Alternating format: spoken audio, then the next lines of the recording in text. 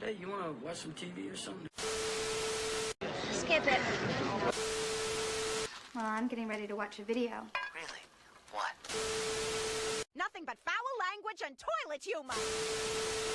I'm disgusted and repulsed and I can't look away. I need these things! I need these things! Tell me, do you want to go? We're stopping on the color line. Oh, no way, Jose. This just in, go to hell! This conversation can serve no purpose anymore. Stop it! Stop it! Stop it! Stop it! Stop it! Stop it! Stop it! Welcome, friends and listeners, to a new episode of Watch Skip Plus. If you're joining us for the first time, we are a movie review podcast with a lifestyle twist. That twist is that after we review a new movie, streaming or theatrical, we have a bonus lifestyle review, a plus, and that can be on basically anything pop culture ensues. If you're watching us or listening to us on Spotify, which is our home, that's awesome. Thank you. Please leave a review. If you're seeing us on YouTube, hit subscribe, like, buttons, press everything down there and make comments down there and leave a review, please. Also, we hope it's 5 stars. I'm joined by my co-host, Mike, the WillDaBeast. I am Cupcake, also known as Jose. There's also a Captain Marvel thing going on because not only are we reviewing Marvel's new film, Thunderbolts, but we finally made it happen, folks. And I'm not talking about the Spice Girls reunion, although it is UK related. We finally got Kevin from Raiders of the Podcast back on. We talk about Raiders of the Podcast all the time, and we keep threatening to have Kevin back on. And finally, we made it happen, and he is here. Kevin, how are you doing all the way across the pond? Hey, thank you for having me again. I felt I had to come back on because I listened to your Sinners episode and there was a real worrying lack of you announcing how many people you're going to marry in that cast. So I wanted to check you were well. True. And make sure the podcast was staying on track. It is true. Absolutely. We love Raiders of the Podcast. We love you being on the show. The last time that you were on was, my God, Five Nights at Freddy's. Right. And before that, I believe Oppenheimer. Do you want to just maybe introduce yourself to the listeners, since we have season 3 and a brand new co-host, and maybe he's over there. I'm not sure where. But do you want to introduce yourself to our listeners, please? I've just been obsessed with movies for many years. So Raiders of the Podcast has been going, I think, about 7 years now. We lose track. It's just fun for us to record every week. Very random, not as cohesive and well constructed as yourselves. Not as ready to deal out the pertinent information, but we have fun, and that's why we do it. And then I have a movie review blog that I do a review on, which has been pretty much daily, with the exception of a bit of a gap for, got to say, over a decade now. And that is the benefit of having that sort of OCD approach to movie viewing and reviewing. Nice. What's the blog itself? It's For It Is Man's Number, and it's on Blogger. So I always forget if it's For It Is Man's Number at blogger.com or at blogspot.co. I can't even remember the name of my own blog. That is how well organized I do things. I have been reading that blog for a very long time now, so I appreciate your blog and the podcast. We actually, a little behind the scenes, we actually tried to get T on last for the Sinners a couple of weeks ago, and he ended up getting stuck in some traffic he wasn't prepared for and didn't get to watch it in time. So we missed him, but we were really, I'm all the time trying to get T on because I know that T and Cupcake are going to get along with their love for full penetration in cinema. So they got to get together. I mean, like I've said before, Tyler and I are probably the only ones who have seen that movie Donkey Punch. So anyway, he loves it. You're probably the only ones who enjoy the movie Donkey Punch, but we've seen it. Other people have seen it. That's correct. So we are reviewing Thunderbolts. I can't even remember. Is this number 36 for the MCU? Something like that, if you're not counting the television shows. Much made about the MCU at this point because, listen, Marvel fatigue was a thing. I think Feige even just came out with an interview where he was like, or not he was, but several people interviewed at Marvel were like, he was underwater. You could barely reach him in terms of talking to him about stuff. Apparently, the staffers on Marvel TV shows and movies would develop things over weeks, and then finally he would review it and he would say, nope, forget that, redo it. And by the way, here you still keep the same deadline. And it just, I don't know. So there's been diminishing returns since. We did review Captain America, Brave New World.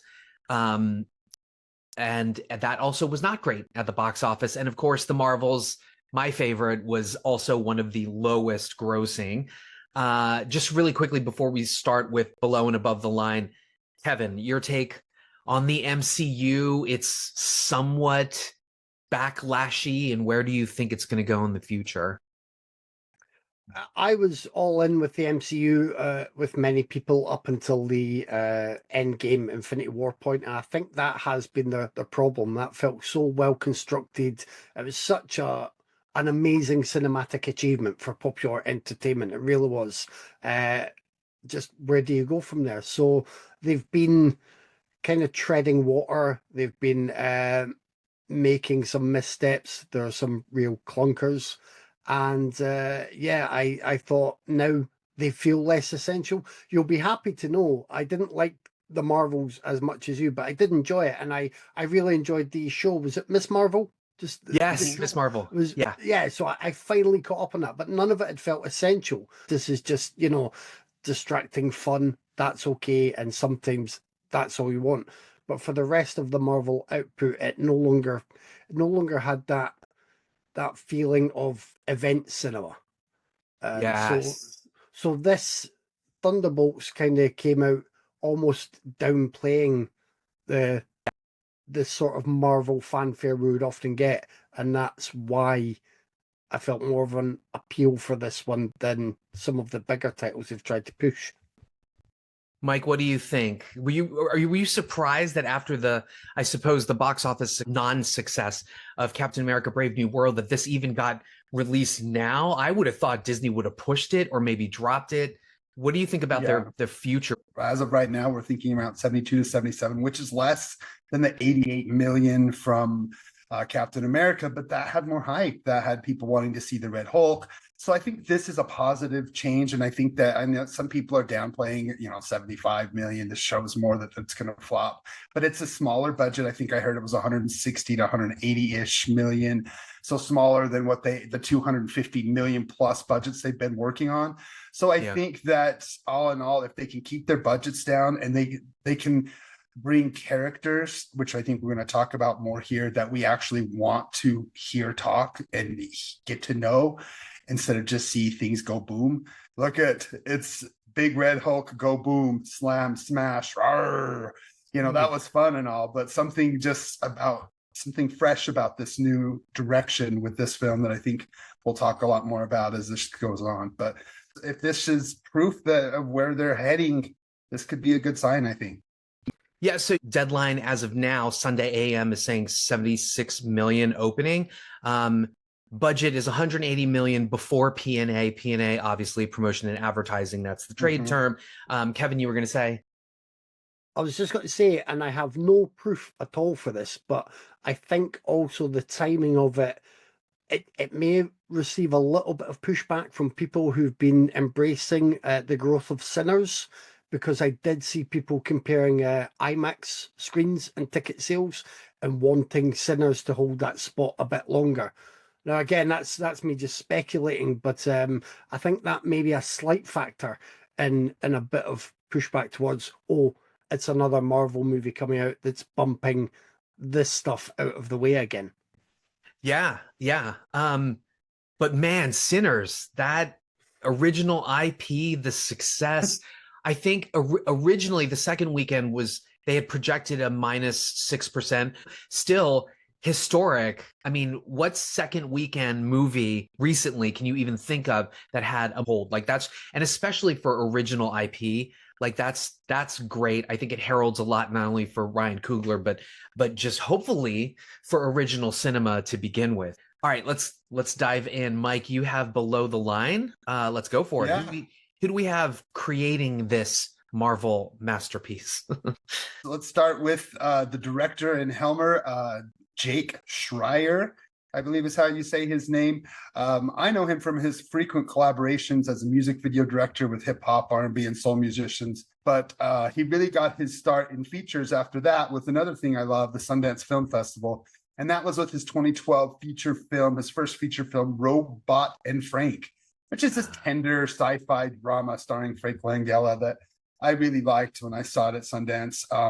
It's slight and sweet. But that led to him adapting John Green's famous book, Paper Towns, into a feature film as well. And then this led to Schreier actually pitching a movie to Marvel, which he goes into great detail in a great article in The Wrap, which I recommend people reading. He said that his influences for Thunderbolts was Toy Story 3, Reservoir Dogs, Ronin, Mission Impossible, Ghost Protocol, and Breakfast Club. So wow. I thought that was kind of interesting. Kevin, have you seen any of his previous films? I've seen Robot and Frank. I really like that. When I saw that was in his filmography, I'm a big fan of that. Yeah, it is just slight and sweet, but it's just a really good featured debut. I'm not usually that familiar with who has directed, so I've not seen the other stuff.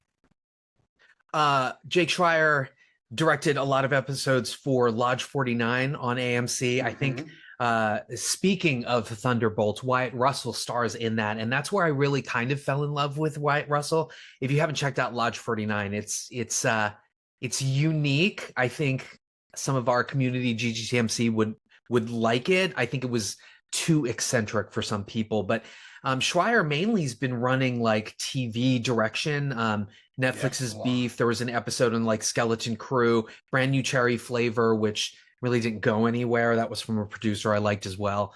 Who else do we have below the line, Mike? Well, we'll keep going through. Let's talk about the script. So the script was originally written by Eric Pearson, who's been writing for the MCU since the one-shot days back in 2011. But he's also written for TV, Agent Carter, Black Widow. Then he's done some other Marvel movies, Thor Ragnarok, and then he's done Godzilla versus Kong. But the script itself needed some touch-up work. So Jake brought in Joanna Kalo to touch up some of the emotional parts. They worked together, and in the world of TV, she's written for Bear, Beef, BoJack Horseman, and Hacks. And she also was a co-producer of the short-lived Netflix TV series Girl Boss. So it's interesting. You can kind of see, the emotional side, like this kind of character-driven MCU story. So I thought that was really interesting. Have you seen any of the stuff that she's done? BoJack Horseman, Hacks, Kevin? No, I've seen The Bear. I'm up to date on The Bear, so I love that. But I've not yet dived into BoJack Horseman, which I hear good things about. The same with Hacks, actually. It's always movies first, and then a lifetime of catching up with TV work. Yeah, that's right. I love Beef and The Bear, but both of them are some of the most stressful views that you can watch. They're like these half-hour comedy shows that are just unbearably stressful. What do you think about the writing? Pearson, obviously, Godzilla versus Kong, Adam Wingard, yay. Yeah, he also wrote Transformers 1, which was surprisingly fun also. But yeah, Girl Boss was also produced by Charlize Theron, so I'd happily catch that. I haven't dove into BoJack Horseman, which everybody just loves, but I love it so much. But you can definitely see, like, I also love Beef too, in addition to the Netflix series, and I've watched that, and I think you can definitely see. I mean, Schreier directed on Beef, so that's probably how he met the two of these people, and probably got recommended for the job. But yeah, that's how I feel. Just a couple more names. Cinematographer Andrew Draws Palermo. He's got his start with Sundance as well. I know him for Ghost Story, also Rich Hill and A Teacher. But I've loved his work with Adam Wingard. He's done You're Next and VHS1. He's got a very natural look. He uses a lot of natural lighting, soft. So it was an interesting choice to have him helm this. But again, it's about film capturing the emotions, and I think that's really what they were hoping to do. Have you seen any of his work before, Kevin? Rich Hill or Ghost Story? I haven't seen. I don't think I've seen those, but I've seen the Wingard filmography. Not as many times as Jose has seen the Wingard filmography, but I've seen them all. definitely seen them all. Yeah, I believe I've seen most of them. So I would have seen his work, and nothing really stands out for me in his work, but it is a pretty nice sort of clean image. Kevin, you've seen The Green Knight, right? He shot that. And speaking of another night, Troy's favorite, Moon Knight, he shot he shot 2 episodes of the series. Yeah. So and then Ghost Story, Mike, you were going to mention. There's a really interesting 4-minute shot of the lead eating a piece of pie that is beautifully shot, and the entire time I watched it at Sundance, I just watched people get up and leave. But beautifully shot. Again, he has this way of using natural light to kind of create a soft picture in a lot of his early films. So it's been interesting seeing him go from that to horror to kind of all over. And the last is The Composer, which is actually a post-rock group, Sun Lux. They're a synthy experimental project, originally a solo project led by founding member Ryan Lott. I actually was a fan of his first few albums where it was mainly just solo for the first 3 albums. And then the 4th album, Bones, he actually hired 2 other multi-instrumentalists to join the band who kind of were on tour with him a lot. That's Rafik Bhatia, who joined as a programmer and guitarist, and Ian Chang as a drummer and producer. Together, the band sound changed and became more cinematic through the past decade. They have 9 albums total, 6 as a 3-piece, and several solo albums from all 3 members. They're all extremely talented. They kind of entered the film composing world Ryan Lott did as Sun Lux, starting as strings and horns arranger and performing on the Looper soundtrack or score. Since becoming a band, they've written and performed scores for 3 major films: Mean Dream, Everything Everywhere All at Once, and now Thunderbolts. So I think they have a big career ahead of them working in film. I think I went and listened to some of the music of Thunderbolts, and I really do love it. And I love the score for Everything Everywhere All at Once, which was Academy Award nominated. And also there is, going back to Jake Schreier's, there is a Sun Lux song in Paper Towns. So I think that's all kind of connected. And they're super cute. Picture now. So they are a cute 3-piece. Yep. I would totally date all 3 of them at the same time. Go, Kevin. So there you go. There you go, Kevin. You've been waiting. It happened. Okay, Sun Lux, Kevin, you have an opinion on them? I really did like the Everything Everywhere All at Once soundtrack. It's definitely different. But Kevin, have you experienced any of their stuff? I mean, I remember liking that score, but with the Thunderbolts, when it comes to music for films, I mean, the film I'd previously seen at the cinema was Sinners. So that's, at the moment, that was overriding my film music preferences. But absolutely, yeah, I like that. I like their unique work on Everything Everywhere All at Once. I would need to refresh my memory on the Thunderbolt score, but there was nothing that stood out as bad here. Excellent. Yeah, it's weird. When I was listening to the score during the movie, there's like stuff that you would think you would find in, say, an independent film, right, or an independent thriller. In addition to some of the traditional like superhero stuff. So I definitely did like that. Okay, jumping into the cast just really, really quickly, we've got playing Yelena Belova, Yelena Belova, she's the sister of Black Widow, Scarlett Johansson, who played that character, portrayed by Florence Pugh. She's a darling. I love her. She's very candid in her interviews. I believe she basically set the acting world on fire with Lady Macbeth. She was also in an indie thriller. I feel like it was called Malevolence or something, that might have run the festival circuit, where she sort of got her notice. But obviously we love her. She appeared in Dune Part 2. She's naked in Oppenheimer. She's a fantastic actress. What was the Mayday thing where she was all like stressed out? Midsommar. Yeah, she's fantastic in that. Don't Worry, Darling. I feel like if Florence Pugh is in it, I'm watching it and I love her in it. Thoughts, Kevin, Mike? Florence Pugh? I love her. And I think I first saw her in the space of about a year in The Falling was one, Lady Macbeth, and then Fighting with My Family. And I said at the time that could genuinely be three completely different actresses in those roles. So she blew me away from the first performances that I saw from her. And she's just continued to be fantastic in everything she does. Mike? I agree. I think she's fantastic. I don't have the huge crush on her like our last co-host, Alex. Yeah, humongous crush on her.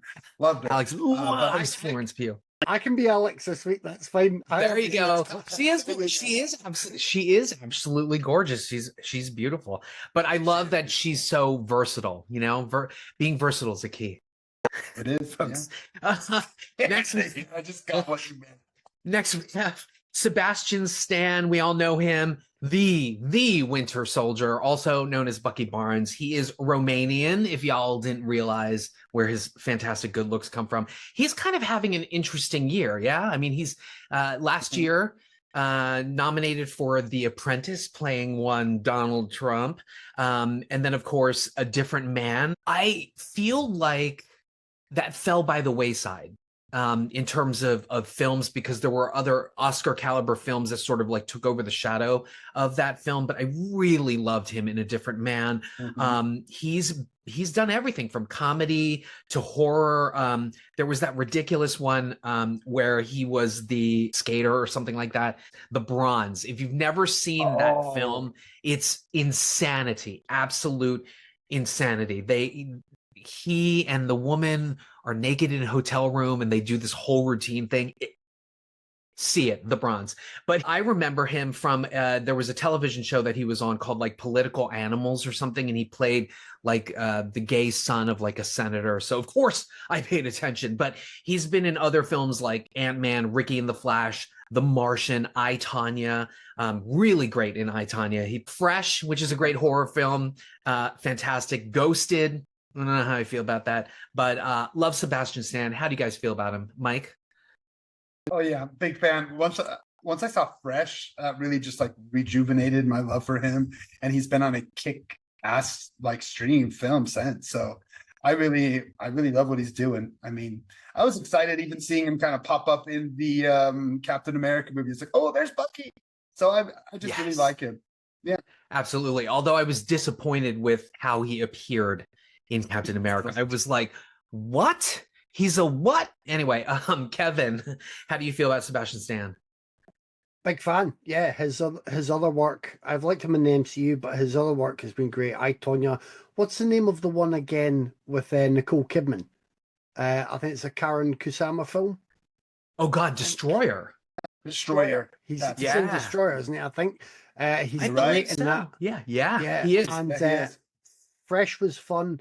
And I finally gathered the courage to watch The Apprentice a while ago. I haven't seen A Different Man yet, but I mean, he's great in The Apprentice, because that could have easily been an SNL level impression of course as they're going through the movie. And like he's absolutely brilliant. And you know, that would not have been the easiest role to take on for the heat you would get for it from certain people. Definitely. Yeah, he's brilliant. I like the fact that he seems to be making quite a few interesting choices, and again, you know, like some actors a few years ago, keeping the Marvel wage coming in, but making these interesting choices elsewhere. Yeah, good for him. Let's mention Julia Louis-Dreyfus. She plays Valentina Allegra de Fontaine.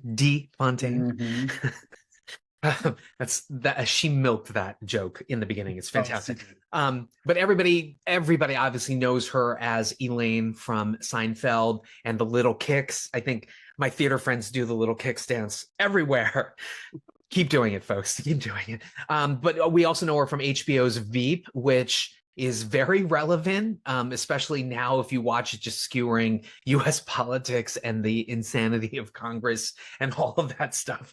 I absolutely love her. The only other movie I can really think of her as being in, and she's been in a ton of movies recently. Like there's one, Tuesday, I think, was really good. And then You Hurt My Feelings is fantastic. I know a lot of people didn't really dig that. And then they the remake of Force Majeure, I think it was called Downhill with Will Ferrell. Yeah.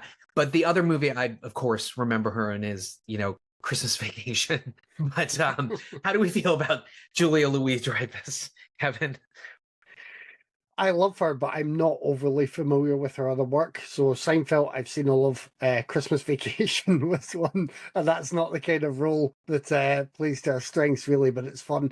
And I've only dived into like 1 or 2 episodes of Veep so far, because I really like the thick of it, which was the British sort of version that kickstarted that all. And when Veep did well and then kept going, I kept thinking I really need to get around to that, and I just haven't yet. But she's wonderful and smart and very funny, and just I like seeing her in anything that she pops up in. Yeah, Mike. Recently watched. Well, I've been going through old Raiders episodes, and I actually played along and watched Enough Said recently that you guys reviewed. Oh yes, James Gandolfini. Yeah. Yeah, that's a beautiful movie. That is just, she is so damn good in it. So when she does these independent, the Sundance movies, she really does take those just right out of the park. Yeah, Julia, do not come for me. I saw her in DC. Her son plays basketball, and he now is an actor. He was in the Bel Air, the Fresh Prince reboot or whatever, playing a basketball player. Okay. No, I saw her in DC. Don't come for me. You are memorable. I promise you, you are memorable. Moving on to David Harbour. Speaking of, a Hall of Famer in my spanking. Just kidding. David Harbour. I love him. Listen. I know a lot of people will look at David Harbour and be like, what side of the Thunderbolt, Frankenstein? But I think he's beautiful. I absolutely think he's beautiful. And I've been a huge, huge fan of his. The once and future Hellboy, also known for playing Sheriff Wickety, whatever his name is, Stranger Things. Jim Hopper, Sheriff Hopper. We got him in Violent Night as a very physical, assassin-like Santa. That was 8711 Action Designs' Violent Night. But he's also played douchebag villains in films like, what was it? Green Hornet, Extraction. That was his big thing on TV. He played like douchebag villains, and then he became a huge star. I love David Harbour, and obviously he plays the Red Guardian here. He's a comic treat in this film as well as in certain films. Mike, your feelings on David Harbour? Yeah, I'm a big fan of him. Like at first, I wasn't a big fan of his little dopey pop character in Stranger Things, but I really liked what he did in Hellboy. I think that movie is misunderstood. I really do like it. Much more than most people do. I know a lot of people love the new version, but I really liked what he did. I wish he would have got a better screenplay overall to really do. But yeah, I think he's great. I watched Violent Night every Christmas since it came out. That and Santa Slays are two I watched. Yeah, Santa Slays, baby, love it. Harbour, that Hellboy, Neil Marshall's Hellboy, we should say, I really, really loved what he did with the character, and I found him to be more, don't come for me, Ron Perlman. I found him to be a little more relatable than the Guillermo del Toro version of Hellboy. Speaking of Neil Marshall, I caught Duchess. Avoid that one. Yeah. Oh, what a disappointment. Anyway, Kevin, David Harbour, your feelings. Certainly not my feelings, but your feelings, David Harbour. No, I was waiting for you to really go full on with David Harbour. I knew it was coming. Okay. I like him, but I think he really needs either the right role that fits straight away or the right role to grow into, a la the Hopper and Stranger Things. I wasn't as big a fan of that Hellboy movie, and I think a lot of his other work when he's appeared earlier in his career, but when he's been the villain or the tough henchman, he's kind of forgettable. We see that. Oh, valid. Well, he was in something recently, and I can't remember what. Oh, it was a Statham film. He's there, and even then, he's kind of a bit forgettable. Was that a Working Man? Was he in that? Yes, yeah. Oh my God, that movie was terrible. Yeah, I like him in this role. I enjoyed his performance in Black Widow in the same role, and I really like Violent Night as well. I think he's great in that role. That's a lot of fun. Aren't they doing a Violent Night too? I hope so. I think they are. They probably are. So. I'm sure I heard a rumor that they were planning that. So when he's given the right role or the right role to grow into, like he can do great work. But I just think he's over the years he's probably taken on the jobs as and when they're there, and they've often been a little bit sidelined or forgettable. We've got playing John Walker, he who was Captain America. So if you were catching up on the Disney MCU TV series, Wyatt Russell first entered the MCU in the Falcon and the Winter Soldier series as the one to take on the Captain America mantle. Wyatt Russell obviously is the son of Kurt Russell and Goldie Hawn. Was going to go into hockey, and then I believe there was some sort of hockey, potentially, and even baseball. Actually, I think baseball was the thing, and then there was like kind of a career-ending injury, unfortunately. And then he dove into acting. Many will know him from recently Monarch: Legacy of Monsters, where he starred with his father, which I love it when they do these things, father-son. It's really great together. The god-awful Night Swim. Like, let me tell you, the only reason to see Night Swim would be to see Wyatt shirtless and barefoot. That's about it, because that movie was some trash. And then he was in Under the Banner of Heaven. That was the FX series, which is great. And then at the aforementioned Lodge 49, he was also in Overlord. We've talked about this before with what's his face? Jack Quaid, Nepo Baby. Do we think Wyatt Russell's Nepo Baby, or is he earning his wings? Kevin, what do you think about Wyatt? Well, I know that I'm a big fan of Wyatt Russell, and I enjoyed him before I realized it was who he was. Son. Yeah. Because he was in a Black Mirror episode called Playtest, I think. Yes. Is the name of it, which is a really good one. And I can't recall other earlier stuff he was in. Like, everyone else may have known, but I didn't quite realize, because I'm just a bit stupid like that sometimes. So by the time I saw him in Ingrid Goes West, I also wasn't fully aware. And then I did know he was Kurt Russell's son, but I was blown away by his performance in Goon 2. Is it Last of the Enforcers or something? So that is ice hockey based, the sequel to Goon, which had Jay Baruchel and Sean William Scott. Like he's phenomenal in that, and I think he's always really good. I just love his stuff. I agree with you. Night Swim is terrible. I should be avoided at all costs. But generally, if he's there doing the work, like, I think he puts the work in. He does have the advantage, of course, of being a Nepo baby as well. But I think he, I think he really does do the work. Excellent, Mike. What do you think? Yeah, I like him. He actually, here's a little something. He's played his dad. He's played a younger version of his dad twice in Soldier, which that's really cool right. Yeah. And then in Monarch: Legacy of Monsters. So he's played his dad, the younger version of his dad twice. They look so much alike. It's hard not to. But my first time really being like, wow, this guy can act is with Ingrid Goes West. I saw that at Sundance, and that really blew me away. And since then, it's been fun watching him. There's a TV show that he did that just really blew my mind called Under the Banner of Heaven. That was on FX Hulu about some Mormon murders, and he plays one of the murdering brothers. Mormon murders. Loses it. Yeah, there's lots of Mormon murders. I love all the documentaries, all the movies, all the TV shows about Mormon murderers. Just give them to me. So he was good enough. Sorry, I don't mean to laugh. Playing a Mormon murderer. All right, a couple more actors. I'm coming. The next one is Hannah John-Kamen. Curiously enough, she has starred in a series called Cucumber. So if you remember from this movie, that was the word, right? That they used, cucumber, was it? Anyway, the word. Yeah. Anywho, she's a British actress, probably best known for being on Game of Thrones. She was also in a sci-fi series called Killjoys. I know a lot of people love that. Didn't quite stick with me, but people love that. She was also on Black Mirror.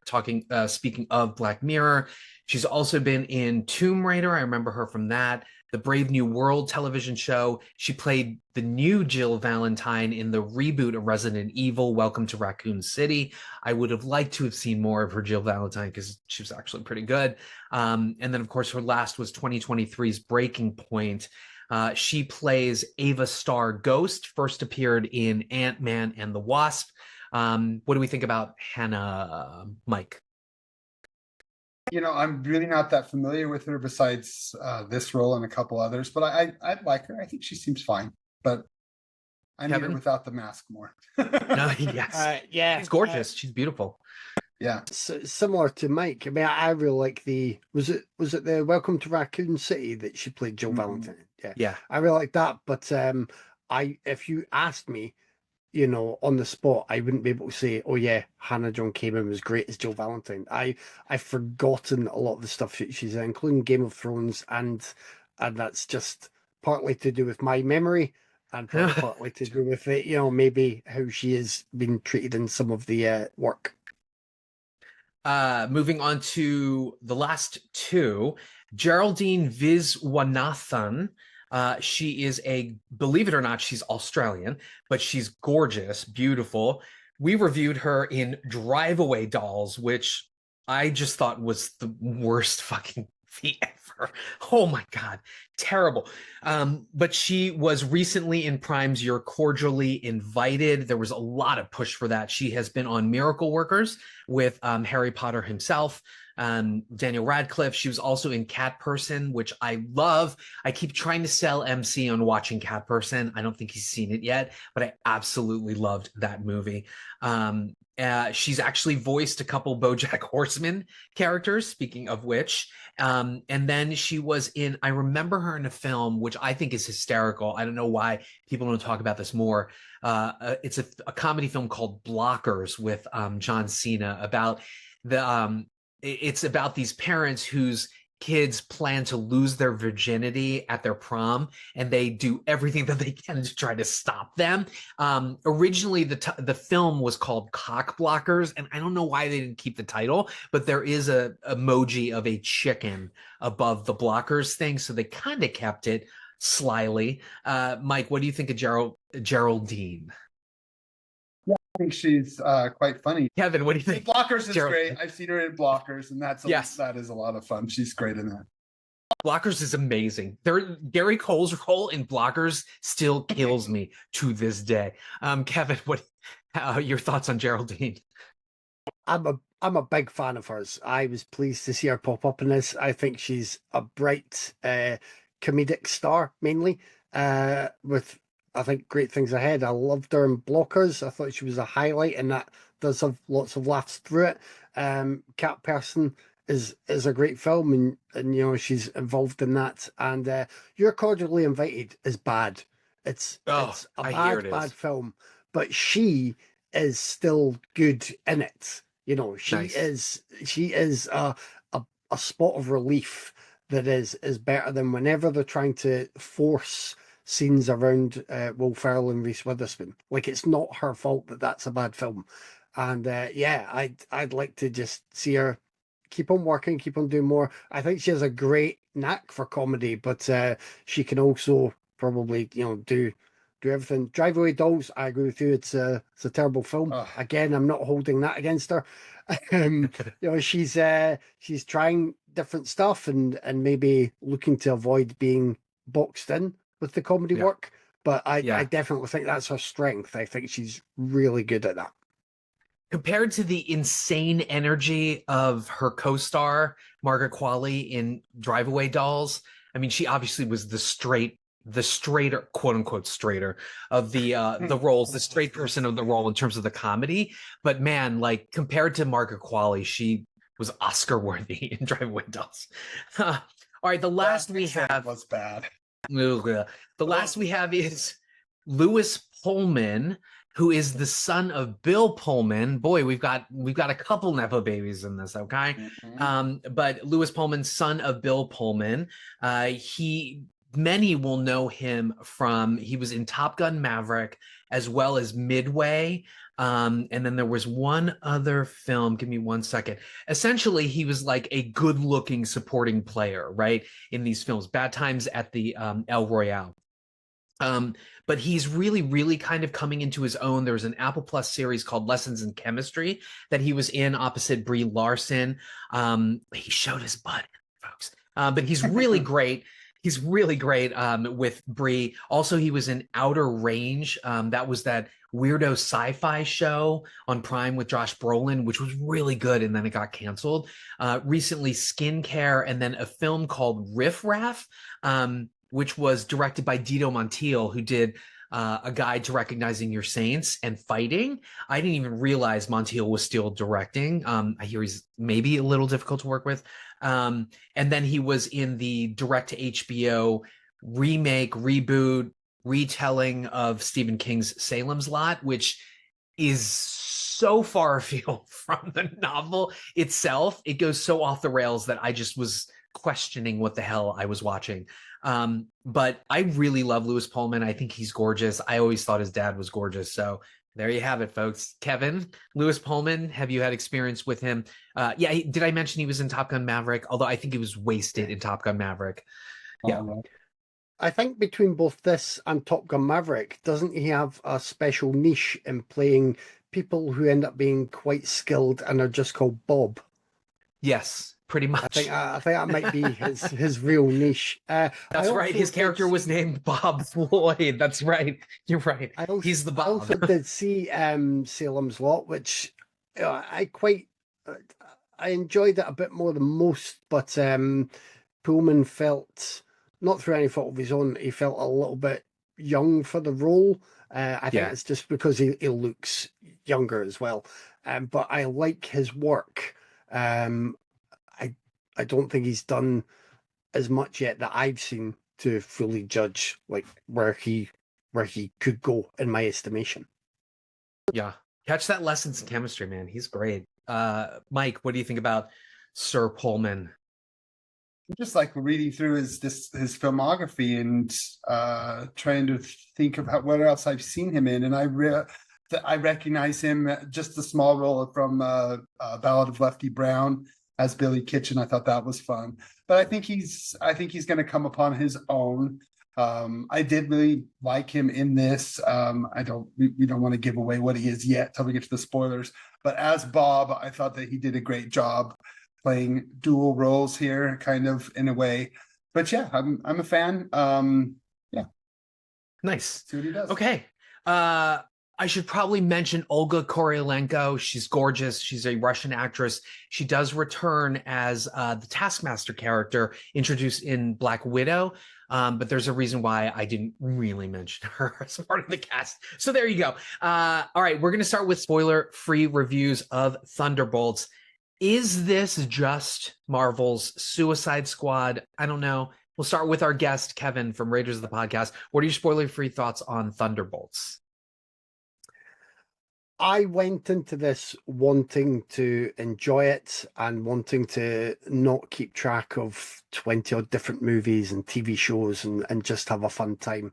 And I came out of this genuinely debating in my own mind whether or not this was top tier Marvel, or I just thought it was top tier because of the lesser products we've had over the past couple of years. Like, I really like this, and it managed to surprise me in a couple of the things that it dealt with.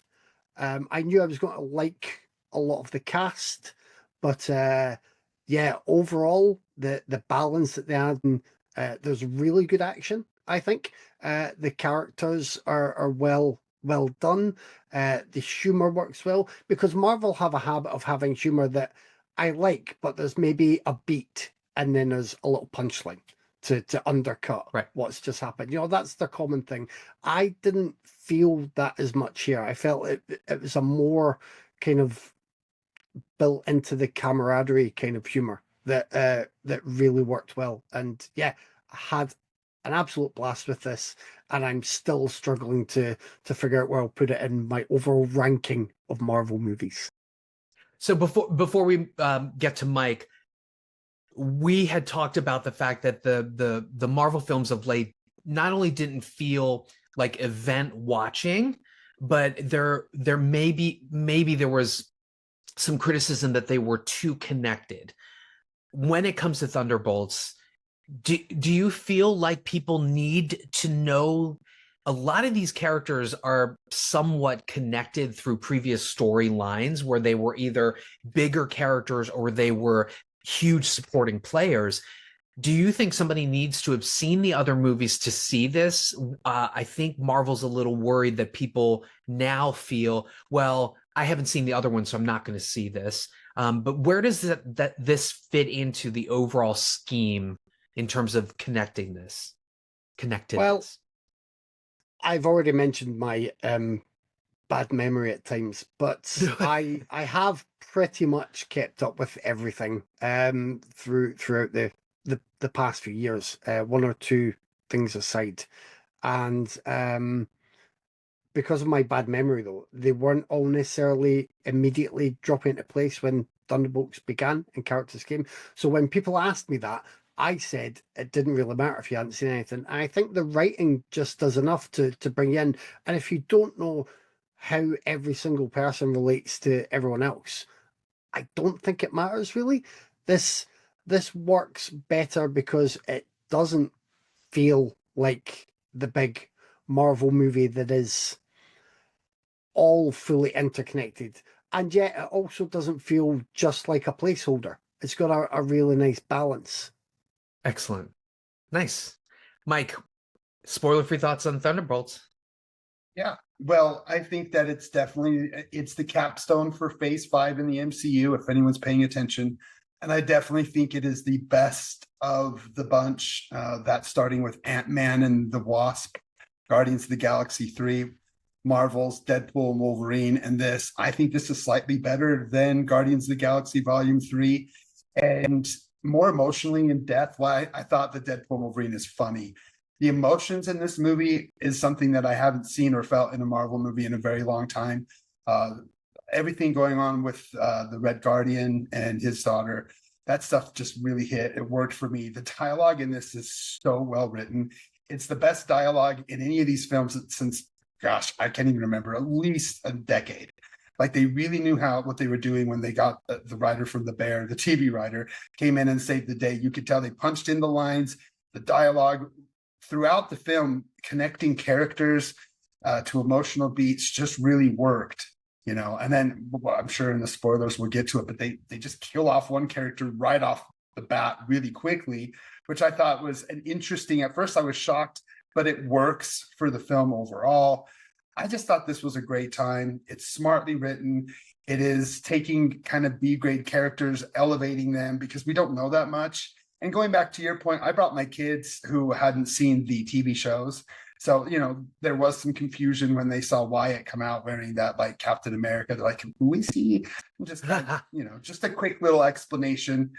He was hired by the government to become the new Captain America, but it didn't really work out. That's how I explained it. And they were like, oh, okay, that makes sense. But this new girl hired him, and now she's doing some stuff. So again, I thought that the movie worked. It does kind of help to have seen the Winter Soldier television show. It almost kind of feels like you're missing things if you hadn't at least seen that. But overall, I still did enjoy it. Nice. I feel I still think the Marvels was the best. But not to keep overselling the Marvels, folks, because I really did have a good time with it. The thing about the Marvels that made it fun to me was that it wasn't quite like any other Marvel film. There was some comedy, there was like family that they were sort of Vin Diesel, Fast and the Furious. There was these sort of beats about family, surrogate family, finding your people that were really nice in the Marvels.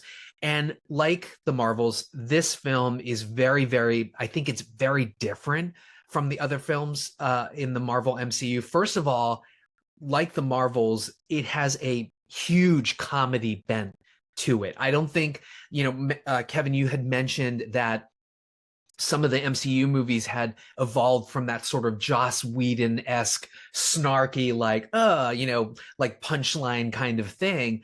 But this is truly like a comedy film. And I don't think, you get any better than the comedy stylings of not only David Harbour in this, but Julia Louis-Dreyfus, who is just fantastic as Valentina. I mean, she's such a bitch that she is absolutely amazing in this, quite honestly. And I frankly didn't like that character at all. I still don't like her character, but in this one, she is appealing because she's entertaining and such a bitch.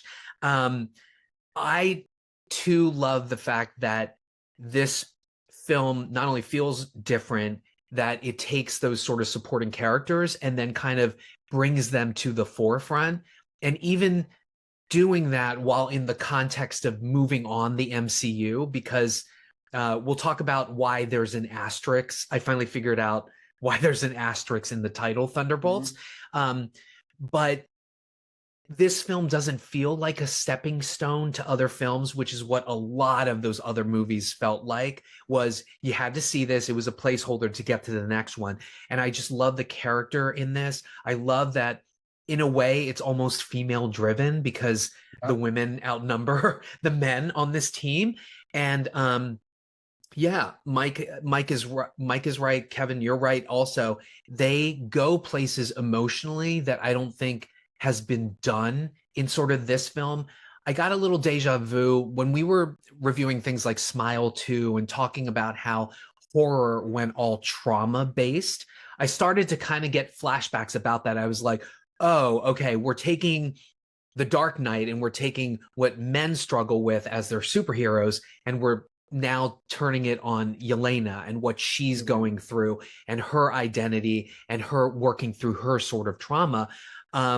But I love that. I love that that was the entry point, because that's really relatable. Like, how many of us are just kind of like, I don't feel a purpose anymore. And yeah, this is my job and I'm good at it, but like, it just feels like punching a card, and bringing that relatability and then sort of seeing that in the other characters as well. Maybe not so much John Walker. I mean, let's be honest, he didn't work out as Captain America because he's kind of a rage machine.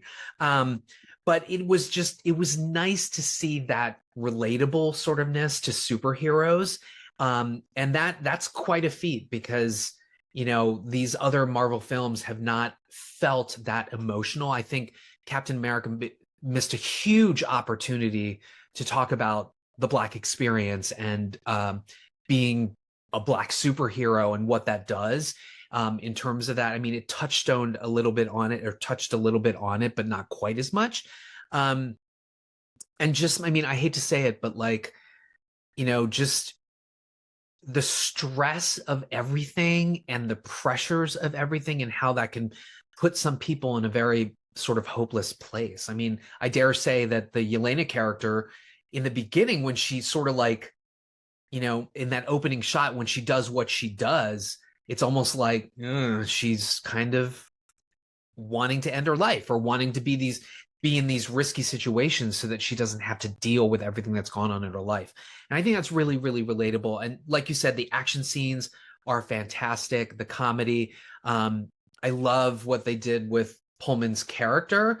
However, I will say, because I'm very critical, what I found was the entry point to all of this, and the comedy is great, but at some point they take the trauma theme and they go very, very literal with it, to the point where I was kind of rolling my eyes and thinking that the final act and how they sort of undo the villain felt like a completely different type of film that didn't necessarily work in the Marvel context, which we'll sort of get to. And just to sort of tease that out, if anybody saw the Nightmare on Elm Street remake, that ending, they took it way too literal, and I felt the same way here. I was like, now it's all on the nose, and it's awful. But generally, great. Love this direction. Hopefully they keep going. And I don't normally research stuff, but I had read that they gave the actors carte blanche to sort of beef up their characters and add what they thought was relevant to the script. And you can really see that. You can see that from Russell. You can see that from Hannah John-Kamen, Sebastian Stan, and especially from Florence Pugh, who just knocks this out of the park. And as one of the few sort of female leads, I'm going to say she's the female lead here, folks, even though it's an ensemble story. Why don't we have more female-led stuff in the MCU, folks? Okay. Anyway, watch for me, Mike. Yeah, it's a watch, definitely. Kevin? Yeah, it's a watch. Yeah. Oh, and I saw it in 3D, folks. It was fantastic. The action was really great for 3D. I mean, there's like guns coming out of the screen and debris flying, glass flying. It was worth the upgrade, the 3D, folks. I'm telling you. Okay. Any other further thoughts before we move to spoiler? Let's get to the spoilers. All right, here we go. If you have not seen Thunderbolts and the asterix, you're definitely going to want to turn us off before we spoil the shit out of this in 3, 2, 1. So the asterix for Thunderbolts, the reason why it's there, I think it's there, is because in order to save herself at the end, Valentina, who we decide is really the true, who it turns out is really the true villain of the piece, she had tried to create a new superhero, because in this particular moment in the MCU for this film, the Avengers are gone. There are really no superheroes. And there was sort of this project called Sentry where they were trying to create almost like a Superman-like character that would be the Guardian in lieu of the Avengers. And so at the end of the film, after the Thunderbolts save the world, in this really sort of comedic, like Three's Company kind of thing, they go after her and she steps through this partition and there's a press conference, and then she announces the Thunderbolts as the new Avengers. What did you guys think about that? Did you roll your eyes or did you laugh? How did we feel about this?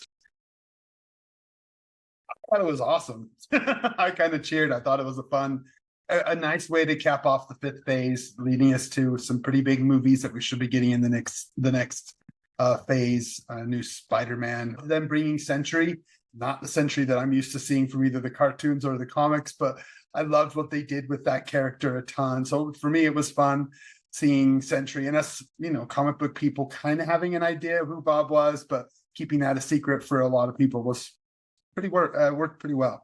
Yeah, I kind of dug that. Kevin, the new Avengers thing. And then they start arguing about like the trademark in the post-credit scenes. But what did you think about this being relabeled as the new Avengers? I mean, I didn't roll my eyes, but I wasn't sort of overly impressed. I just thought, you could just keep them as the Thunderbolts, because I like Thunderbolts already, that's fine. And I may have confused myself, because I was sure a while ago, I think I'm right, they were going to plant the seeds of the new Avengers in some TV work, or maybe that was to do with when they were bringing X-Men as well. I couldn't remember how the plan was set originally, but it was a while ago, and then they've obviously changed tact. Yeah. Well, so curiously enough, the post-credit, I was talking to my husband about this when we ended the movie. This whole trademark thing about the Avengers is interesting because, I'm not that big of a comic book fan, but in the comics, there is a West Coast Avengers as well as an East Coast Avengers. Mhm. And then the tag at the end of the Marvels was Miss Marvel and I forget her name. Who's the Hawk? Who's Haley Stanfield in Hawkeye? Oh, what's her name? Sonar or Crossbow? I don't know. Anyway, they are supposed to start the Young Avengers. So yes, there's like all of these Avengers kind of floating around. So it was interesting that they're now introducing the new Avengers as the Thunderbolts. Now, Mike, you had mentioned Sentry. I was not familiar with Sentry, but they do keep who Lewis Pullman is, who Bob is, a complete mystery. Also, kudos to introducing him barefoot. Thank you, folks. I enjoyed it. We always got to have a barefoot. Every episode, you got to talk. Yo, there were close-ups of his feet, folks. So that's your thing. Go for it. Anyway, but I was not familiar with Sentry, and it turns out that not only was there the super soldier thing, of which Wyatt Russell, John Walker, and then Bucky were part of that sort of program, but this is Sentry was sort of like the super soldier program itself that Valentina had dealt with, and so the MacGuffin for the beginning of the film is that she's trying, after a congressional hearing, to erase all of the evidence that she's been trying to create Sentry, and then using all of her powers to sort of send out the superheroes doing these things. And then she contrives to get all of them into one space to try to kill each other. And then she's going to incinerate not only all the evidence, but the Sentry body, who she thought was dead, but Bob, comes back to life, basically. So even though there was that contrivance there, I wasn't familiar with Sentry, but I'm telling you, did anybody else get deja vu for Superman 4, The Quest for Peace? With Nuclear Man, when he comes out in the Sentry with the blonde hair, I was like, am I watching Superman 4? Like, what the fuck?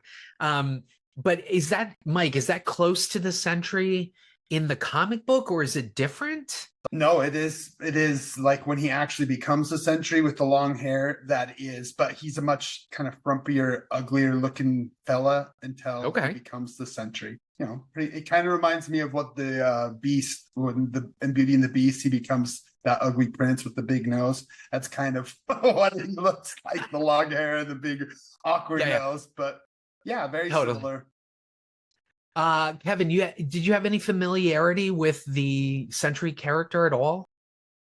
No, none at all. I'm not a big comic book reader. I finally get to read quite a lot because I have the apps, the DC and the Marvel apps. I've been enjoying sort of going back through the archives, but there's so much to get through. So I haven't encountered Sentry in those. Sentry was introduced like in 2000, and I knew him because I got back into comics after a divorce in 2004, and he was still kind of in the run. He's kind of a traumatic version of Superman in the comic books. Of course, not an alien, but made to be like a Superman. And he deals with his trauma and issues like all Marvel people do, whereas the DC, unless it's Zack Snyder's version, they usually don't deal with the trauma as much. So So it's funny you mentioned that. Throughout the MCU, there's been these sort of like super soldier types that either you're Steve Rogers and you're just perfect and it amplifies that, or you end up being a Taskmaster because you have the trauma, or you end up becoming like Sentry, who has the trauma.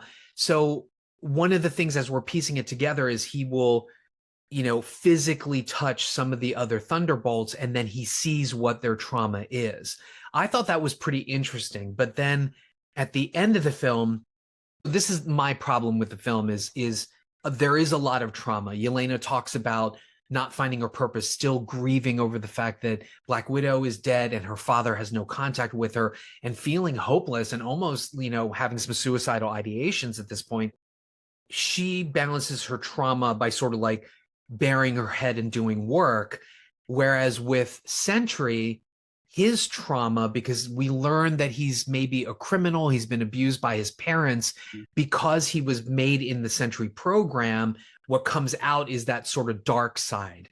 And the discussion is about like the void of feeling hopeless and being in the dark side. And so when he becomes full on Sentry, suddenly all these people start disappearing into the void. And I just thought that literal interpretation of facing your own demons and fighting your trauma, that kind of made me roll my eyes, because then what do we get? We get the Thunderbolts running through their trauma and then Sentry's trauma to try to sort of like fix him. And that just felt it felt too Inception, too Nightmare on Elm Street, too literal. Did anybody else feel this about that sort of like trauma message and having the final act sort of play out that way? Or am I looking too deep, folks? Is that what's happening? I mean, I viewed it in a very opposite way from you. It's a subtle thing, but I didn't view it as trauma. I really appreciated them looking at depression and addiction through Bob's mind, which is, when people are experiencing that, it is a literal sort of darkening void around you and separating you from people. So I think compared to like Captain America Brave New World still tried to fight for, oh, America will make things right again, which in this day and age is a bit of a harder message to sell. Whereas Thunderbolts is kind of, in a way, and really simply, why I liked it so much. The third act, you're right, it is on the nose, it is the void, it is depression, it is worries, it is your past mistakes and your isolation. But it's kind of like sometimes a superpower is a hug. And I thought that was really well done. I didn't mind it being like so literal and on the nose, because it just allowed them to all play their parts really well. And I'll be honest with you, I didn't go into this expecting to see anywhere near that kind of representation of something that so many people have experienced. And like, I know I've been open and talking about mental health and stuff, and that's why I blog daily, and that's why I put my energy and OCD nature into movies, and that's a mental health thing. And this used an aspect of mental health that I was like, whoa, I'm not seeing that. And you're right in the overuse of trauma as a plot point and things in movies lately, and with Smile 2 and the horror movies. But because in my mind, I felt that slight distinction between, oh, there's a trauma and this is all the repercussions from that, and, oh, here's someone who's really gone into themselves because of depression, addiction, all they've gone through in their life, which can stem from trauma, but I just viewed it a slightly different way. And I was really impressed at how they handled that like completely unexpected sideswiped me. I love that you mentioned that, though, that like, a hug is your superpower. I think if there's anything that became a very, very strong message, even with that on the nose third act, or that final climax, is that, just the need to feel connected, the need to feel seen is a superpower. Like when you feel connected and that people see you and understand you for who you are and still accept you, that's as powerful as being the agent of that for somebody else. And they're all there together connecting, not just like, oh, we're the B grade superheroes that could call in when the Avengers aren't here. That was really, I love that they did that. And that we don't get that emotional with the other MCU films, outside of the Avengers Endgame and Infinity War. Mike, thoughts on this whole message of the film and belonging? Well, what we see is Yelena's journey dealing with her issues with her father, and she actually gets to, talk to him and work it out. They get that wonderful, funny scene.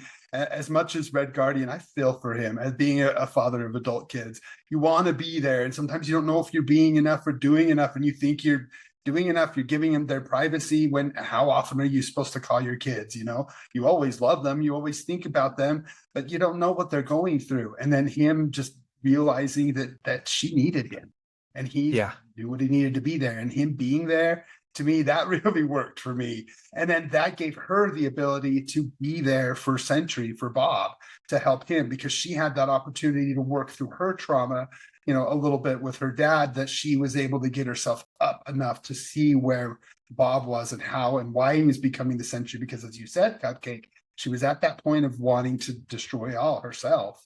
And now we see the Sentry's dark side just destroying everything around them because he's allowing the dark side to take over. And she learned, you know, through the first, you know, 2 acts, what she needed, what she was doing and what she needed to do to get over it. And now being there for Sentry and giving that hug, changing that darkness. While it is kind of corny, it felt in line with the writing, which again, I cannot say enough how well written this is. One of the best written movies in the MCU in a long time. And it just, all of these little bits all tie in. The only thing I wish we got more from Bucky. He's a great character. I love he's important in what he's here for, but he has the least emotional kind of background, I think, for what's going on in this situation. His intro is amazing, where he's like the politician speech, and he's like, yeah, it's worrying that we have this worry, and we're gonna take a look at the worry, and it'll be less worrisome. Like, and then he pulls his arm out of the dishwasher later. Like, I loved it. But yeah, Bucky maybe doesn't have as big a role as we were hoping, because yeah, I love Sebastian Stan in that character. But back to what you were saying, I have to say we need a full-on David Harbour comedy, because he is so funny in this. The Russian accent, the sort of ludicrousness, you know, and he's like, oh, Captain America, you and I have bond, or whatever, you know.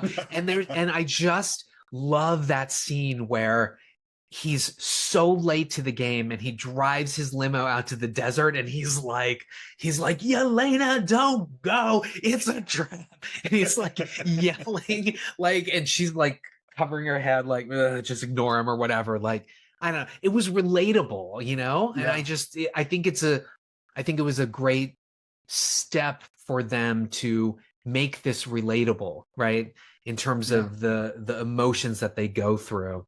I'm trying to think, is there anything else to talk about, or anything that I missed that we want to touch on?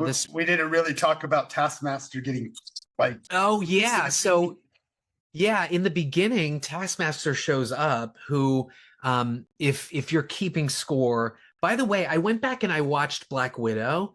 Yeah. And what's interesting about Black Widow is if you take out all of those action scenes, it is a lot of people talking in rooms with their emotions. There are a number of scenes where it's just 2 people talking, and the only quick cutting, intercutting is just to the next person saying their thing.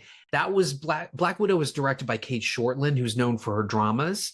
And so what I loved, though, was that sort of through line of the emotions, and then having people talking about their feelings, especially big macho superheroes. Like, that's a through line that continues in here. And I dare say that maybe Black Widow, I mean, obviously it was a victim of Project Popcorn, but Black Widow maybe wasn't as successful because, again, it was a lot of talking about emotions, right? It was all set up for that sort of ending where she frees the other widows, right? But it lacks the humor. It lacks the humor Thunderbolts has. I think that's what makes it so different. It doesn't have the levity. Yeah. So the Taskmaster character, basically, Black Widow decides to get out of the Widow program because she ended up killing Dreykov's daughter. But then it turned out Dreykov's daughter survived, and he was using her as Taskmaster, who is this sort of like super soldier who copies and does like strategic whatever of their enemy and basically copies them. So they're almost an unbeatable character. I know that there was a lot of people that didn't like how they dealt with Taskmaster, but Taskmaster shows up again in this film because they're all sent to that one place to sort of kill each other. And Yelena ends up shooting her in the head and killing her. I thought she was going to sit back up or something. Like she was going to be like a healable super soldier. Nope. Just stayed dead, folks. It was a surprise. I was like, wow, they just got rid of her. Kevin, what did you think of that?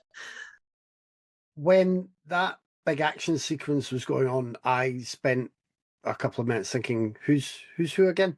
What's yeah, going on? The masks. So yeah, and obviously Taskmaster does emulate the fighting style of who they're against. So particularly when she first came out, I think she was near Ghost once or twice. I was like, are there two Ghosts? So it didn't land for me as well as they would have intended, because I was like, all right, it only really pieced together later for me. At the time, I thought collateral damage. That's someone who was in the fray who's come about. And then when Yelena says, somebody who was trained to fight everyone and died like us, I was like, oh, right, yes, I have seen that character before. Yeah. I think they killed her off because of the fan backlash, because the Taskmaster in the MCU is nothing like the Taskmaster from the comics. Totally different. Yeah, what's the difference? Much quippier, much funnier, much a man wearing had a skeleton mask. Just complete everything about the character is completely different. They basically put the Taskmaster terminology on a character that has nothing to do with who the Taskmaster was in the comics. So I think that was the big backlash. And when some of my kids were pretty mad. My 13-year-old was pissed that they killed him off, because he liked that character and he liked what they were in the Black Widow and was hoping for more of that. Whereas most fans, older fans of my age who know the comics, were like, what is this? This does not work. And I think they knew it didn't work, so they just got rid of the character. This could have been a key moment, though, to reintroduce that character and make it more like. It's interesting that they took that route. By the way, the elevator shaft sequence, I think, is one of the funnier sequences that I've ever seen. And not only that, but it's sort of it's almost expert-like exposition, because you really get to know the characters through that simple task of them climbing up the thing, right? I mean, you instantly realize who Walker is. You instantly realize, who's going to be a team player and who's not. And you get Sentry's bare feet. So anything else that we're going to talk about? I we like it. Sorry. Yeah, go ahead, Kevin. I just want to reassure people. I think we've been talking about the themes and some of the heavier content, but it's still a really good, entertaining blockbuster. Like that trailer moment with Bucky, when it played out in the film, it was even better than the bit you see in the trailer. And I was sitting there thinking, this is just a really cool movie moment. And no matter what else Sebastian Stan does in this film, he's had that moment, which could be one of the coolest scenes of the year. It was just a blast for that. Yeah. Good stuff. Very, very good stuff. Also, I started to get flashbacks to the Dark Knight, when they make the trailer go flip forward or whatever. It's like we got 3 in a row. It was like Humvee goes up, and then it was like, oh, limo goes up, and then it was like, oh, that goes up too. It was I think they were kind of, to borrow a British term, taking the piss. I think the writers were. They were like, oh, Dark Knight, we got you. Here we go. We're going to flip 3 cars. I kind of, the whole sense of humor, it's just so, this movie's just so different from all the other ones. I don't know. I'm certainly not asking for all the rest of the MCU films to have this level of comedy in it. I'd be afraid that they'd be like, oh, your mom discovers you like pancakes, so now she only makes pancakes, right? We don't want that, right, with the MCU. But yeah, this was great. I think I don't know. I feel like I'd see it again. I liked it. Was I the only one who thought Hannah John-Kamen was a little bit lost in the mix, though? I didn't dislike her, but I did think she was sort of to the side more than the others. Well, honestly, I think it's like when you get a bunch of film fans in a room together, right? You're going to be fighting for saying, your opinion or this and that or whatever. And there's just other bigger personalities. Also, they didn't quite utilize her amazing gift of a power. You know what I'm saying? It was strange. In fact, she probably should have died in that desert car chase, quite honestly. Because, I love it when sharpshooters are chasing people and they can't hit shit. right? Yeah, I think explain, like she can only do that for 1 minute, which trying to explain away like how awesome of a power that would be. But it seemed like when we seen her in Quantum Mania, I don't remember there being a minute that she could disappear. So it seemed like well, yeah, unfortunately. So unfortunately, it has to do with like the vibrating molecules and going, oh my God, listen to me, whatever. She can only do it for a minute. It's fine. It's fine. Shit. What have I become? Stop. Anywho, yeah, it's still a big watch. I hope it's a success. Yeah. I want the MCU to get back on track. Can we talk about the final? Did everybody stick around for the complete end? Mm-hmm. Kevin, did you? Mm-hmm. Okay. What did you think about that? Yeah, I mean that kept me more amused and entertained than the asterix reveal. Got it. I was happy with that. But did it make you feel excited? I've been excited for that for a while. Yeah. But yeah, and it did feel like a good potential next step. You know, whenever, I can't remember when the release date for that is, but July 25th. I don't know. So just to tee it up for anybody who is listening to the spoilers and not seeing this film, there are 2 post-credit sequences. The first is David Harbour in the box of Wheaties, which I thought was absolutely hysterical. First of all, that woman who runs away from him, what are you doing? What are you doing? Make him sign the Wheaties box. Make him ask to eat Wheaties off of his body. I don't know. But then take his shoes off. Yeah, stop. I'm never going to live in this town. I introduced it. I'm to blame for the foot fetish stuff. So anyway, at the very, very end, I believe the Thunderbolts are in the Avengers Watchtower, which has been remodeled and reopened. Bob is sipping on a milkshake, not doing anything, which is very funny. They're debating about the Avengers and how Captain America is about to sue them for trademark infringement. I thought that was really funny, considering that Disney is an IP hungry, litigious machine. And then they talk about something on a pad where they're talking about something entering the atmosphere, and it ends up being the Fantastic Four rocket, which is really, really, it got me really, really excited. But I'm going to say this, and I want to hear your opinions on this. I was really excited for Fantastic Four, obviously. And then the casting news came out, and then this news that it's going to take place in a retro future past. I have learned, and I hope I'm not spoiling this for you guys or for everybody, I have learned that because they're leaning into this multiverse thing, that Fantastic Four First Steps takes place on an alternate Earth. Okay. Mm-hmm. And apparently this is an Earth where there are no other superheroes. So I don't know about you, but that disappointed the shit out of me, because I don't know. I'm tired of the multiverse thing. I think it feels like, hey, we can do our one shots, we can do our shit, and then we'll just say, hey, let's go back to Earth 616. Like, I know that's a thing for comic book readers, and that some people love it and some people don't. But the reason why I'm disappointed in that is because, well, why should I get vested in an alternate Earth Fantastic Four, right? Although the little part of me was like, oh, so Josh Trank's Fantastic Four, where Michael B. Jordan is the Human Torch, that actually exists because maybe they're on an alternate Earth as well. How do we feel about this whole multiverse, and maybe this Fantastic Four is not the Fantastic Four on Earth 616 and they're coming? How do we feel about this? Kevin, your thoughts? I mean, I'm equally tired of multiverse shenanigans. It gives them a good get out and a way to tidy up strands. But yeah, I would like it. I would like everything to continue to feel more cohesive as it did before they started all the multiverse stuff. The last one I really liked that made use of that was the Spider-Man, which I thought was really good.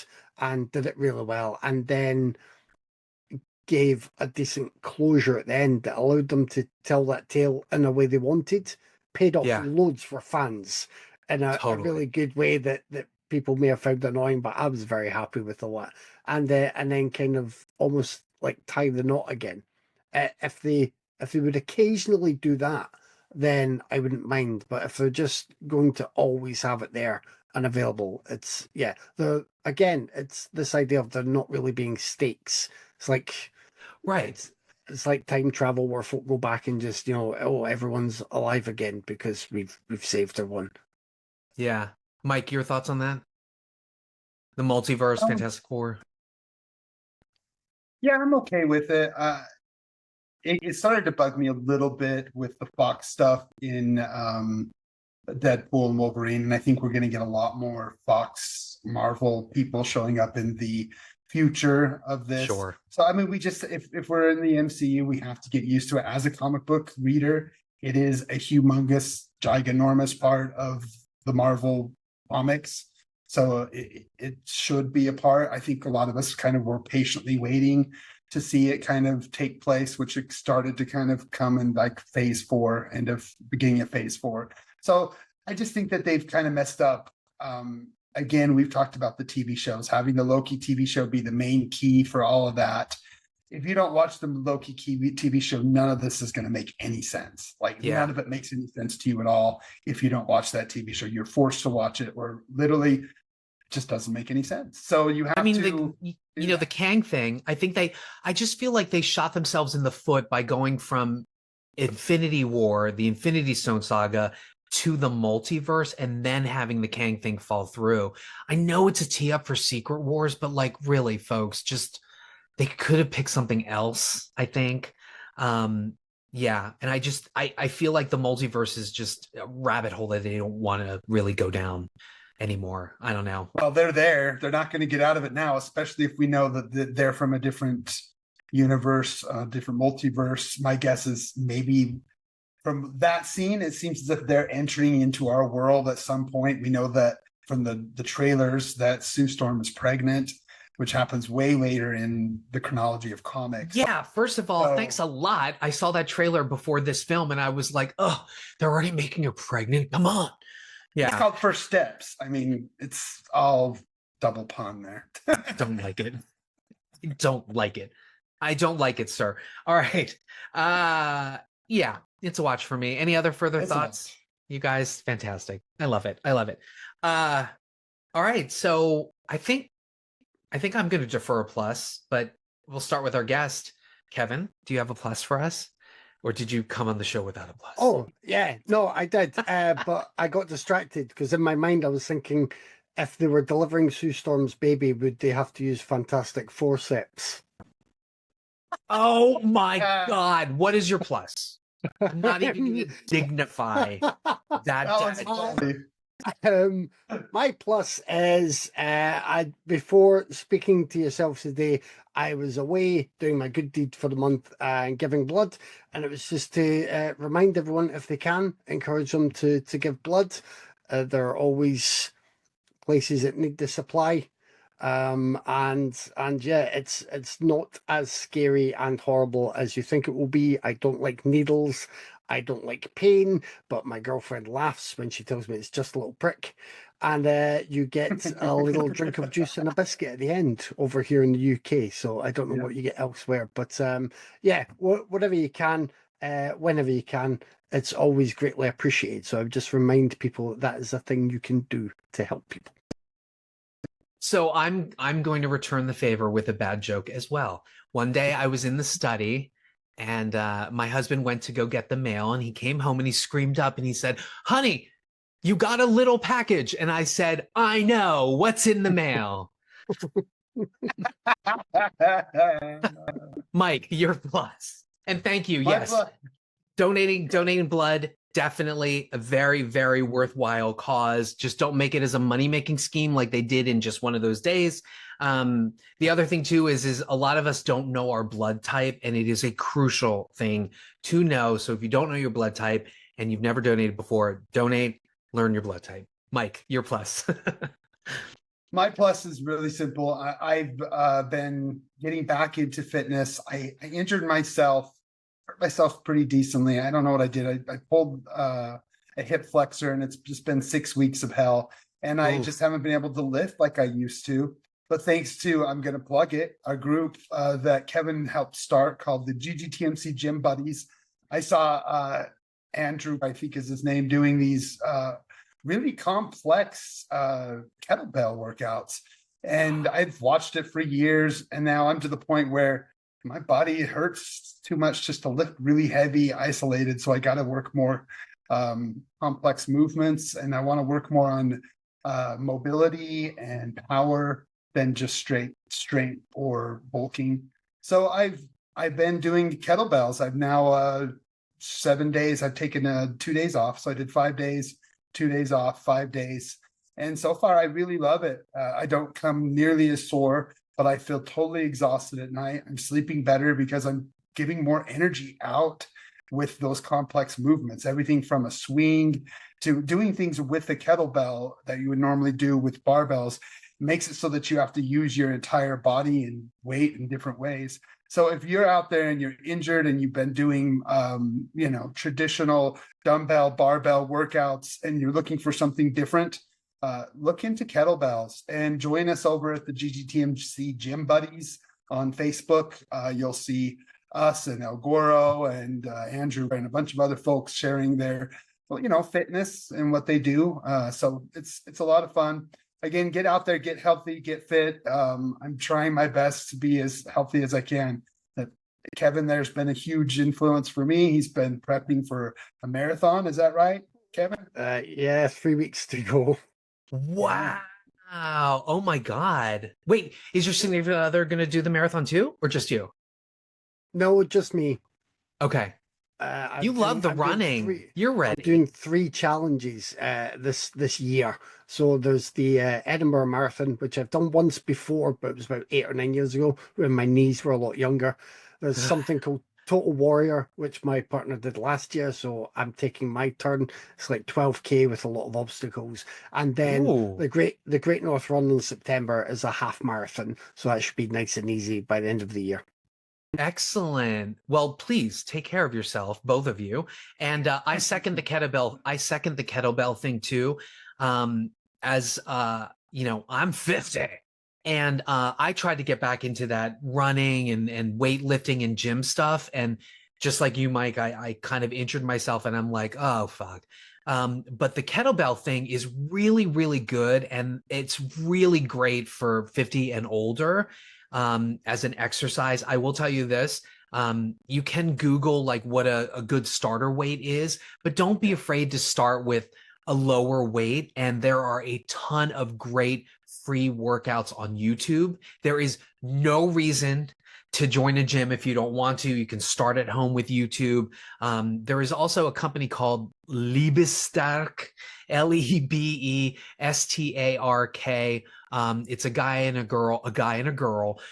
Sorry, it's a man and a woman who run it. They're both outrageously gorgeous, but their kettlebell workouts are fantastic on YouTube. So yeah, I second the kettlebell thing. I actually have 3 of them, kettlebells or whatever, but they are a great workout. And yeah, it's perfect. So awesome.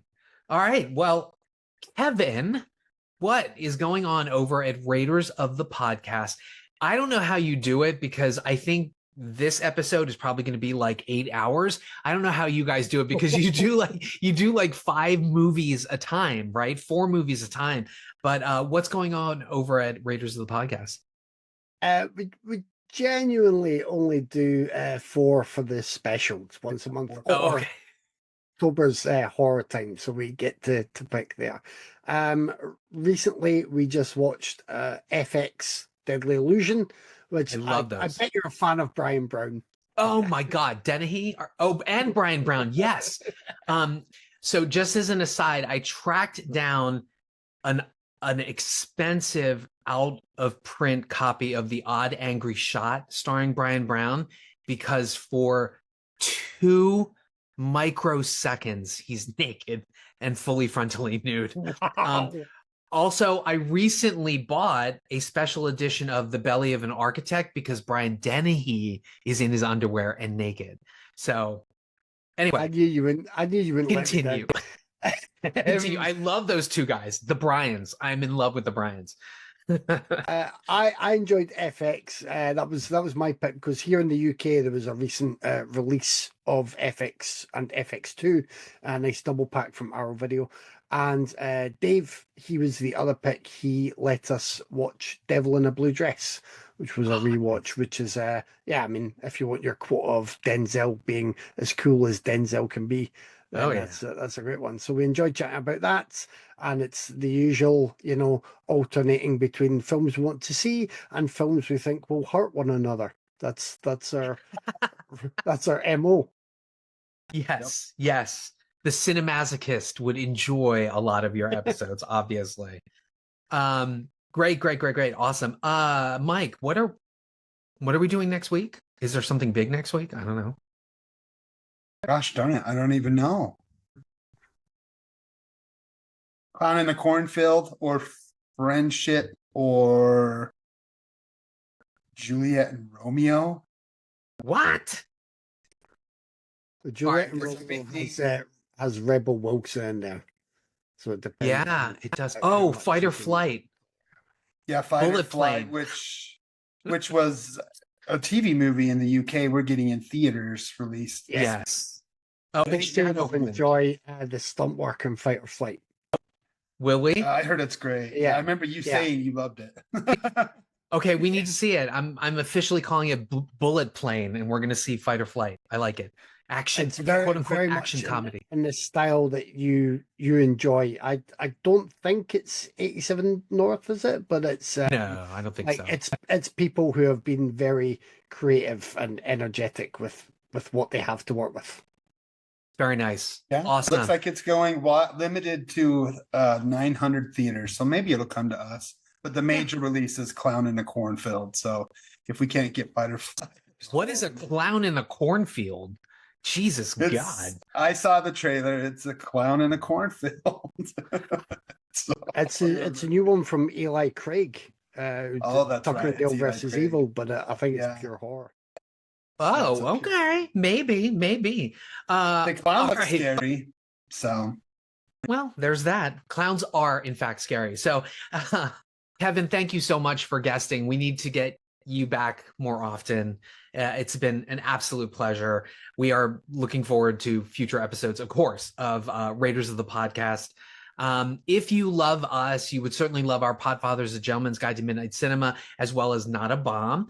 MC has Friends with Cinephites, although I don't think a new episode has been out lately, so who knows? Night of the Living Podcast, Wild Dream Podcast, Death by DVD, Backlook Cinema Podcast with Zoe, and now for something a little bit different, that's our YouTube brother with John Horgan, Caliber 9 from Outer Space, Feminine Critique, and Talk Without Rhythm with Goro. Yes, please leave a review, folks. Mike, parting thoughts. Like I always say, get out there and take your kids to the movie. It was fun to take them to see this. I just enjoy seeing movies with my kids. So just go out there as a family as much as you can. Even if it's expensive, I understand it's expensive. Tuesdays throughout the US, you can find $5 or $6 nights, even though most discount theaters have gone away. So there's ways of getting out there to go and see movies. I tell that to friends all the time. How do you do it? And I'm like, there's ways. I have a pass so I can get discounted tickets. But Tuesdays, I mean, all my friends, we all go on Tuesdays because it's cheap. So yeah, do it. Go to a matinee, folks. Like, listen, seriously. But I forget, some director was talking to execs and was like, look, cinema is not dead. You just need to put the right kind of movie out there and they will go, like Sinners. So there you go. Mm-hmm. Or Thunderbolts, whatever. And as always, be kind, be open, be vulnerable. That's where the art is. All right, folks. See you next week. Bye. When I will put an episode out on time. I promise. You're doing awesome.